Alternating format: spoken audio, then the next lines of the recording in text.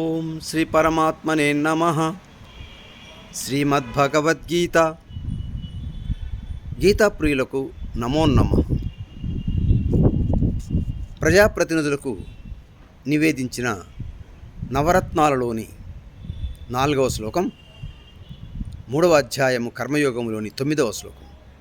శ్రీ భగవాను వాచ: యజ్ఞార్థం కర్మణోన్యత్ర లోకోయం కర్మబంధనః తదర్థం కర్మ కౌంతేయ ముక్తసంగః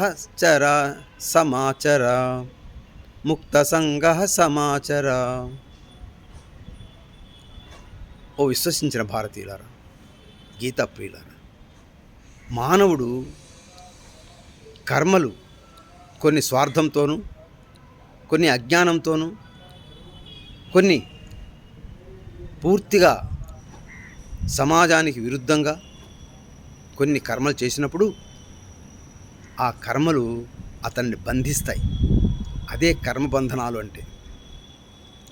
అలాంటి కర్మబంధనాలు వల్ల భవరోగంలో ఇరుక్కొని చాలా అవస్థలు పడవలసి వస్తుంది.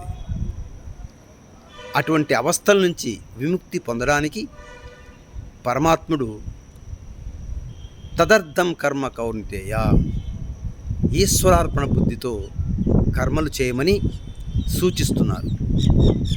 తద్వారా కర్మలేమి అంటకుండా అతను కర్మయోగంలో జీవిస్తూ మంచి ఆనందాన్ని, ఆరోగ్యాన్ని, ఆయుష్ని పొంది సుఖవంతమైన జీవితాన్ని పొందుతాడు.